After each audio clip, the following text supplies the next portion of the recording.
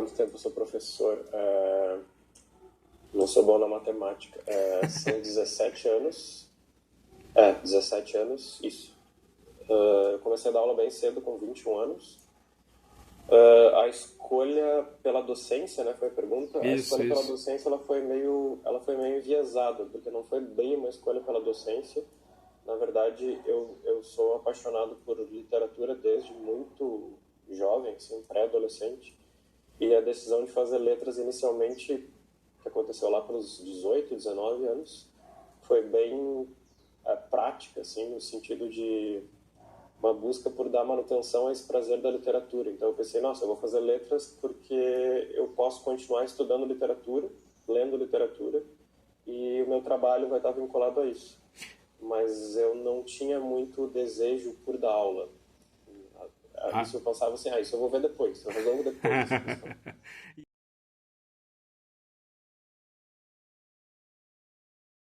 É afirmar que o docente ele é um agente de criação, ele é um agente de criação intelectual, ele é um pensador.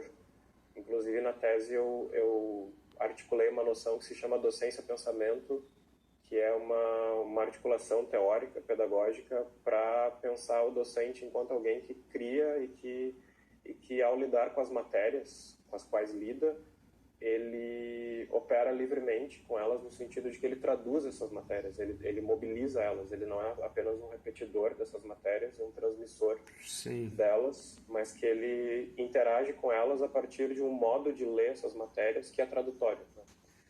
Então, eu penso que esse caminho ele é bastante essencial para a gente pensar numa educação que está vinculada a uma lógica de criação e não de repetição, e trabalhando ali aqui, aliás, na licenciatura em letras, algo que me chamou bastante atenção entre os graduandos e mesmo na pós-graduação, que eu ministrei uma disciplina na pós-graduação em gestão escolar, era a dificuldade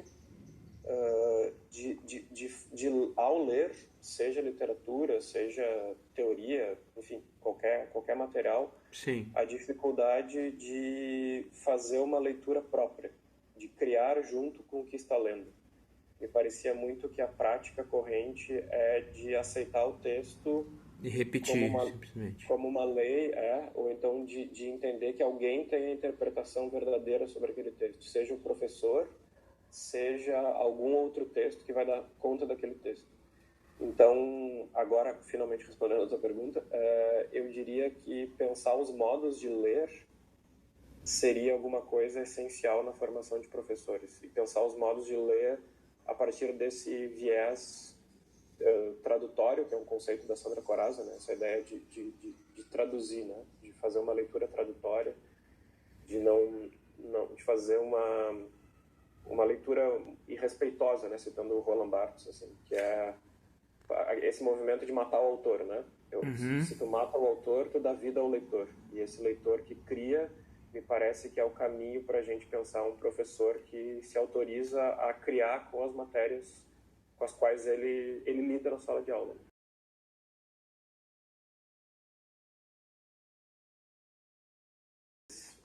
Parece que a aula precisa virar uma espécie de produto a ser consumido pelo aluno, né? E eu penso o prazer um pouco ligado... tem uma ideia do Roland Barthes, né, que é um teórico da nossa área, que ele traz a ideia de fruição. Que a fruição, ela não se opõe ao prazer, ela pode problematizar a maneira como tu entende a linguagem, ela pode problematizar a maneira como os teus frames de realidade, os teus valores culturais, e ela pode te causar desconforto, o desconforto de provocar as tuas construções de realidade. Um texto difícil de ser lido, por exemplo, que vai demandar esforço, ele pode ser um texto entendido como prazeroso, mas ele vai demandar esse esforço que o Barthes está entendendo como fruição.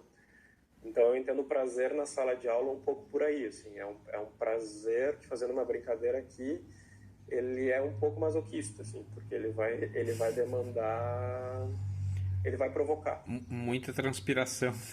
Bem, mas me diz uma coisa, agora o teu caso particular, né? No início falaste que o que te chamou mais atenção foi a literatura e nem tinha essa visão de, vou usar o termo que tu usaste, né, professor?